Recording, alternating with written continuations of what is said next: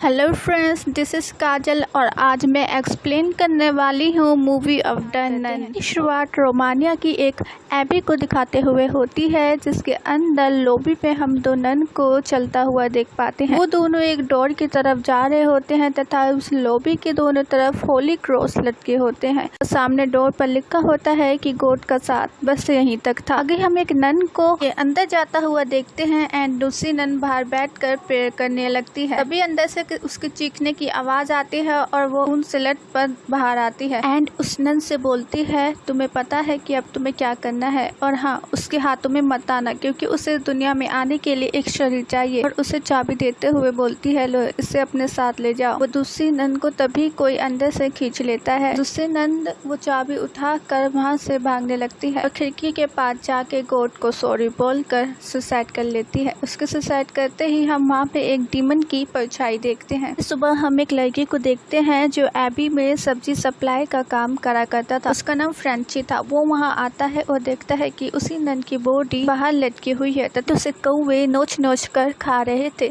Next से shift होता है और हम एक रूम में कुछ फादर्स को देखते हैं, जिसमें सभी फादर बल्क को बताते हैं कि रोमानिया में एक नन ने सुसाइड कर ली है। आप वहाँ पे जाइए और इस पूरे केस की इन्वेस्टिगेशन करिए और इसमें साथ आप इरिन को भी ले जाइए। फ्रेंड्स, यहाँ पे मैं आपको बता दूं कि अभी तक सिस्टर नन ने अपनी नन होने की शपथ नहीं ली है। नेक्स्ट वो दोनों रोमानिया के लिए निकल जाते हैं। रोमानिया पहुंचकर वो लोग फ्रेंची से मिलते हैं एंड उसे अपने साथ आने के लिए बोलते हैं। फ्रेंची बोलता है कि यहाँ के लोग खुद भी वहाँ जाने से बहुत डरते हैं और मैं भी 3 महीने में सिर्फ एक बार ही वहाँ पर राशन सप्लाई करने चाहता हूँ, इसलिए फ्रेंची जाने से मना कर देता है। लेकिन फादर के समझाने के बाद फ्रेंची एग्री हो जाता है। वो लोग एबी के लिए निकल जाते हैं। आगे वो लोग जब एबी पहुंचते हैं तो वो सभी आइस रूम में जाते हैं, जहाँ पर फ्रेंची डेड बॉडी को देखकर हैरान हो जाता है और फादर को बताता है कि मैंने तो इसे लिटाया था, ये बैठ कैसे गई। फादर बोलते हैं कि ये जलू बर्फ के कारण अकड़ गई होगी, हमें इनका अंतिम संस्कार कर देना चाहिए। जब फादर डेड बॉडी को देख रहे होते हैं तो उन्हें उसके हाथों से एक की मिलती है, जिसे फादर ले लेते हैं, चाबी ले लेते हैं। तो तभी रूम में बने एक डोर के पीछे से वॉइस की आवाज आती है एंड फ्रेंची उन्हें बताता है कि ये वही डोर है जिससे नन यहाँ आकर सारा राशन ले लेती है, ताकि उन्हें एक कदम भी इस एबी से बाहर रखना ना। आगे वो लोग नन को पूरे रीति रिवाज के साथ दफना देते हैं एंड इरिन की नज़र वहाँ पे कवर पे लटकी एक घंटी के ऊपर पड़ती है, जिसके बारे में फादर उन्हें बताते हैं कि अगर किसी को मरा हुआ समझकर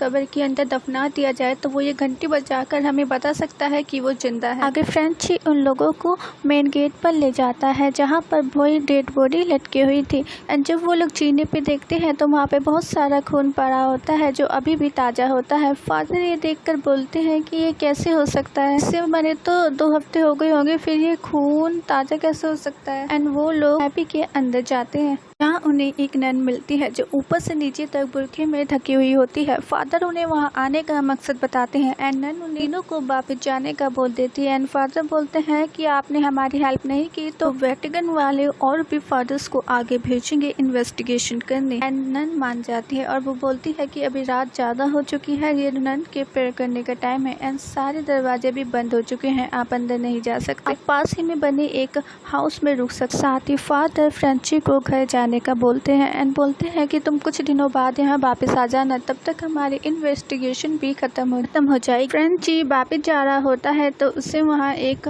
नन का घोस्ट दिखता है एंड वो सडनली उस पर हमला कर देता है, पर फ्रेंची उससे बच वहाँ से भाग जाता है। दूसरे साइड शिफ्ट होता है और हम एक हाउस में फादर एंड इरिन को डिस्कशन करते हुए देख पाते हैं। यहाँ पर सिस्टर इरिन फादर को बताती है कि मुझे ये विजन्स बचपन से ही आते हैं एंड विजन के एंड में मुझे एक ही बात सुनाई देती है कि मदर मैरी रास्ता दिखाएंगे। ये विजन्स मुझे बहुत परेशान करते थे और इनसे मेरी मदद वेटिकन ने की थी एंड यही वजह है कि मैं यहाँ पर हूँ। सामने फादर भी सिस्टर इरिन को अपने पास के बारे में बताते हैं, जहाँ पर वो एक तहखाने में एक बच्चे का एक्सोर्सिज्म करने गए तो उसमें नाकामी रहे, जिसके बाद वो बच्चा मारा गया। फादर को आज भी उसका अफसोस है। आगे हम देखते हैं कि फादर अपने बेड पर सो रहे होते हैं कि तभी उन्हें किसी की आवाज़ आती है। वो सामने सामने देखते हैं तो उन्हें एक बच्चा नजर आता है। जब वो उस बच्चे का पीछा करते करते जंगल में आता है तो उन्हें दिखता है कि ये वही बच्चा है जिसकी जान बचाने की कोशिश उन्होंने की एंड उसके मुंह से एक स्नेक निकलने लगता है जो फादर पर हमला कर देता है। फादर बच्चे से बचने के लिए पीछे हटते हैं कि तभी वो एक कॉफिन में गिर जाते हैं और जमीन के नीचे दफन हो जाते हैं। दूसरी तरफ ईरीन की नींद खुलती है तो उसे एक आवाज आती है। वो उस आवाज का पीछा करते हुए चर्च की तरफ आती है तो गॉड के पास उसे एक परछाई नजर आती है जो देखते ही देखते आईने में एक डीमन का रूप ले लेती है तथा उसे बुरी तरह डरा देती है। फ्रेंड्स, यहाँ पे हम फर्स्ट टाइम उस डीमन का चेहरा देखते हैं जो कि एक नन की तरह दिख रहा होता है एंड आईना उसी टाइम टूट जाता है। आगे ईरीन लालटेन लेकर बाहर आती है तो उसे फादर की आवाज आती है। कब्रिस्तान में पीछा करते हुए पहुंच जाती है एंड देखती है कि कब्रिस्तान में सभी कब्रों के बाहर लटकी हुई घंटियां बनने लगती है। ईरीन अपने विजन से पता कर लेती है कि फादर कौन से कॉफिन में है। उसी तरफ फादर पर एक डीमन हमला कर देता है, पर इससे पहले कि वो उन्हें मारता ईरीन फादर को कॉफिन से बाहर निकाल लेती है एंड कॉफिन के अंदर ही फादर को एक बुक मिलती है। ईरीन एंड फादर एबी वापस जाते हैं एंड मदर सुपीरियर को बहुत आवाजें लगाते हैं पर वो उन्हें कहीं नहीं। सामने एक दरवाजा ओपन हो जाता है। फादर अंदर नहीं जा सकते इसलिए ईरीन ही अंदर जाती है। फादर ईरीन को वो चाबी देते हुए बोलते हैं कि तुम्हें पता लगाना है कि ये चाबी कहाँ की है। सिस्टर ईरीन जब नन हाउस में जाती हैं तो उन्हें एक नन दिखती है। वो उन्हें बहुत आवाजें लगाती है पर वो नन उन्हें इग्नोर कर आगे बढ़ जाती है। सिस्टर उनका पीछा करते करते एक चर्च में पहुंच जाती हैं जहाँ पे एक सिस्टर प्रेयर कर रही होती है, पर इससे पहले कि सिस्टर ईरीन उनकी प्रेयर को डिस्टर्ब करती वहाँ पे एक दूसरी नन आकर उन्हें स्टॉप कर देती है। उन्हें बताती हैं कि यहाँ पर हर टाइम किसी न किसी नन का प्रेयर करना जरूरी है, ये सभी नन की जिम्मेदारी है। दूसरी तरफ फ्रेंची जो एक बार में बैठकर ड्रिंक कर रहा होता है उसे वहाँ के स्टाफ द्वारा ये पता चलता है कि गांव की एक लड़की ने एबी के पास सुसाइड कर ली थी। वो एबी श्रापित था। इस गांव में जो भी श्रापित चीजें होती है इन सब के पीछे वो एबी ही है। फ्रेंची को ये लगता है कि अगर ऐसा है तो जरूर फादर एंड ईरीन की भी जान खतरे में होगी, इसलिए वो वहीं से एक बंदूक लेकर उन दोनों की हेल्प के लिए निकल पड़ता है। उसी तरफ फादर जो उन किताबों को पढ़ रहे होते हैं एंड आगे हम देख पाते हैं कि ईरीन उन नन के साथ बात कर रही है जहाँ ईरीन बोलती है कि उन्होंने एक डीमन नन को देखा है जो शायद इस एबी से जुड़ी हुई है। सामने वो नन सिस्टर ईरीन को बताती है कि बहुत साल पहले नर्क का दरवाजा खोला था और शैतान को बुलाने की कोशिश की थी। मानने वालों ने उस नर्क को जीसस क्राइस्ट ब्लड से मदद से बंद कर दिया था। अभी वहाँ पर एक तीसरी नन आ जाती है जो उन दोनों की बातों को बीच में ही रोक देती हैं और सिस्टर ईरीन से बोलती हैं कि बहुत रात हो चुकी है, अब आपको यहाँ से जाना होगा। तभी दूसरी नन बोलती है कि है और एबी के सारे दरवाजे भी बंद हो चुके हैं, इसलिए सिस्टर ईरीन को आज रात यहीं पर रुकना होगा। नन सिस्टर ईरीन को एक रूम में लेकर आती हैं सोने के लिए और जाते टाइम बाहर से दरवाजा लॉक कर देती हैं, जो सिस्टर ईरीन को थोड़ा अजीब लगता है। आगे फादर एबी का मैप देखते हुए उसी हॉल में चले जाते हैं एंड मदर सुपीरियर को बताते हैं कि इस एबी में कुछ बहुत बुरा हो रहा है और साथ ही उन्हें वो चाबी वाली बात भी बता देते हैं। सामने मदर बोलती है कि ऐसा कुछ नहीं है एंड अब बहुत देर हो चुकी है। नेक्स्ट हम देखते हैं कि सिस्टर ईरीन को फिर से एक विजन आता है जिसमें वो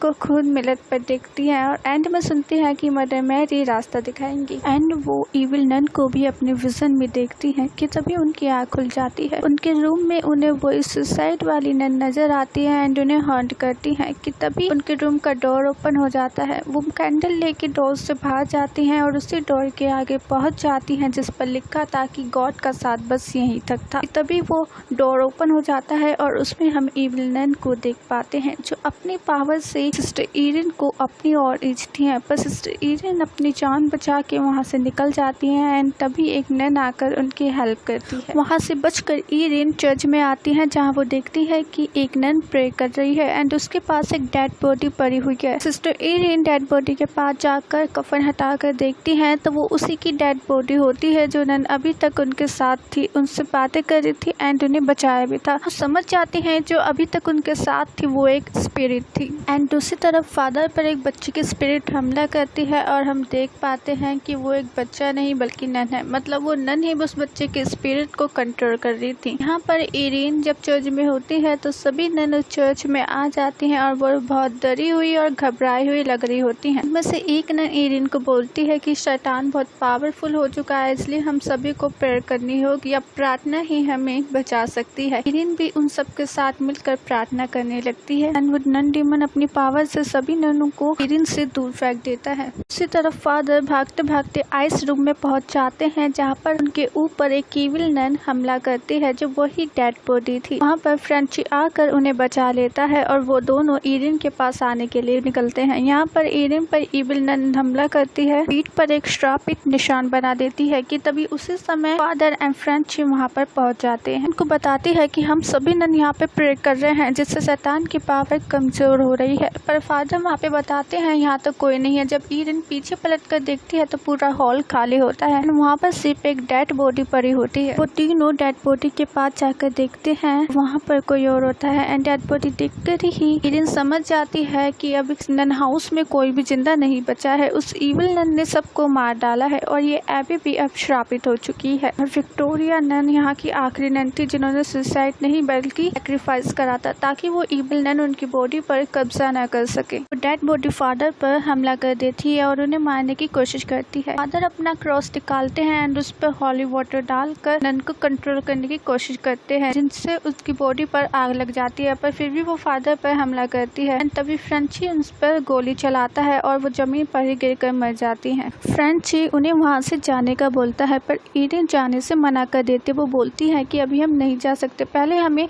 उस पाक निशानी को ढूंढ कर नरक के दरवाजे को बंद करना होगा। पर फादर बोलते हैं कि हमें वो निशानी मिलेगी कहाँ पर। सिस्टर ईरिन बोलती है कि मैं जानती हूँ वो निशानी कहाँ है, जाने से पहले मैं अपनी नन बनने की शपथ को लेना चाहती हूँ। फादर ये सुनकर खुश हो जाते हैं और पूरे रीति रिवाज ईरिन को एक पाक नन बनाते हैं। फिर वो दोनों पाक निशाने को ढूंढने के लिए डोर के अंदर जाते हैं एंड फ्रेंची भी उनके साथ जाने का फैसला करता है। वो तीनों तहखाने में आ जाते हैं, जहाँ पर उन्हें मदर मैरी का स्टैचू मिलता है। वो स्टैचू एक तरफ पॉइंट कर रहा होता है। जब वो फादर बोलते हैं कि ईरिन ये वही विजन है जो तुमने देखा था, मदर मैरी रास्ता दिखाएंगी। ईरिन वहाँ जाकर देखती है तो वहाँ उन्हें एक की होल मिलता है। वो चाबी की मदद से उसे खोलती है तो उसके अंदर होती है वो पाक निशानी, यानी कि जीसस क्राइस्ट का ब्लड। फादर बोलते हैं कि इसे तुम ही पहनो क्योंकि तुम ही इसकी सही हकदार हो। आगे वो लोग उस डोर के अंदर जाते हैं जहाँ पर लिखा था गॉड का साथ सिर्फ यहीं तक है। तीनों उस नरक के दरवाजे को ढूंढने के लिए अलग अलग डायरेक्शन में चले जाते हैं। जहाँ पर ईरिन जाती है वहाँ पर एक ईविल नन उन पर हमला करती है, पर वो उससे बचकर आगे निकल जाती हैं। ईरिन भागकर एक डोर के पास पहुँचती हैं और डोर खुलते ही वो अंदर चली जाती हैं, जहाँ पर उन्हें जमीन पर वही निशान बना हुआ मिलता है जो उनकी पीठ पर उस शैतान ने बनाया था। शैतान के बीचों बीच आकर खड़ी हो जाती है एंड वो जब वहाँ से भागने की कोशिश करती है तो बहुत सारी डीमन नन आकर उन्हें वहाँ रोकती हैं। उनकी चीख की आवाज सुनकर फ्रेंची भी उनकी तरफ आता है। उसी तरफ बहुत सारी नन फादर का भी रास्ता रोकने की कोशिश करती है, पर फादर आग की मदद से एक क्रॉस बनाकर वहाँ से बच निकलते हैं। दूसरी तरफ फ्रेंची जब ईरिन के पास पहुँचता है तो वो उन्हें उसी सर्कल में एक ईविल अवस्था में मिलती है। ईरिन जो कि ईविल नन द्वारा पोजेस हो चुकी थी, वो फ्रेंची पर हमला करती है, पर फ्रेंची जीसस क्राइस्ट का ब्लड निकाल कर ईरिन के फेस पर लगा देता है, जिससे ईविल उनकी बॉडी से बाहर निकल जाता है एंड फ्रेंची पर हमला करता है। वो उनका गला पकड़ लेता है। तभी ईरिन उन्हें बचाने की कोशिश करती है, लेकिन डीमन अपनी पावर से ईरिन को दूर पानी में फेंक देता है और फ्रेंची को मारने की कोशिश करता है। दूसरी तरफ ईविल नन उस बच्चे द्वारा फादर पर दोबारा अटैक करती है, पर फादर बच जाते हैं। इधर ईरिन पानी में पड़ी होती है, जहाँ पर वो ये नोटिस करती है कि वो पाक निशानी उनके गले से निकल कर पानी में ही गिर गई है। वो उस निशानी को ढूंढी रही होती है कि तभी वहाँ पर वो डीमन आ जाता है और ईरिन को मारने की कोशिश करता है। वो ईरिन को पानी के अंदर डुबोता है, पर ईरिन उस ब्लड को अपने मुंह में ले लेती है। जब डीमन उससे पानी से बाहर निकाल कर उसके गले में उस निशाने को नहीं देखता तो वो इधर उधर देखने लगता है कि उसी टाइम ईरिन अपने मुंह से डीमन के फेस पर ब्लड को थूकती है और डीमन का फेस वहीं पर जलने लगता है और ब्लड की कुछ बूंदें पानी में भी गिर जाती हैं, जिस वजह से वो होल भी वहीं पर बंद होने लगता है और उसी के साथ वो डीमन भी उसी होल में चला जाता है एंड नरक का दरवाजा बंद हो जाता है। यहाँ पर ईरिन डूब रही होती है एंड फ्रेंची उन्हें पानी से बाहर निकालता है तथा उनकी जान बचाता है। फादर भी वहाँ पर पहुँच जाता है एंड हम सबको एबी के बाहर देखते हैं, जहाँ पर ईरिन बोलती है कि अब सब कुछ ठीक हो चुका है और ये एबी भी पवित्र हो गई है। वो तीनों टांगे पे बैठकर वहाँ से जाने लगते हैं एंड उसी टाइम पे हम फ्रेंची के गले पे एक उल्टा क्रॉस उभर कर आता हुआ देखते हैं, जिससे यहाँ पे हम ये समझ पाते हैं कि फ्रेंड उस डीमन ने अपना एक कट्टर फ्रेंची के अंदर डाल दिया। एक सीन में हमें दिखाया जाता है एड एंड वॉरेन फ्रेंची का एक्सोर्सिज्म कर रहे हैं, जो कि उस नन द्वारा पजेस है। हमारी कहानी यहीं पर एंड हो जाती है। अभी तक आपने मेरे चैनल को सब्सक्राइब नहीं करा है तो प्लीज इसे सब्सक्राइब कर लीजिए, कमेंट करिए, लाइक करिए एंड शेयर जरूर करिए। मिलते हैं नेक्स्ट वीडियो में, तब तक के लिए टेक केयर।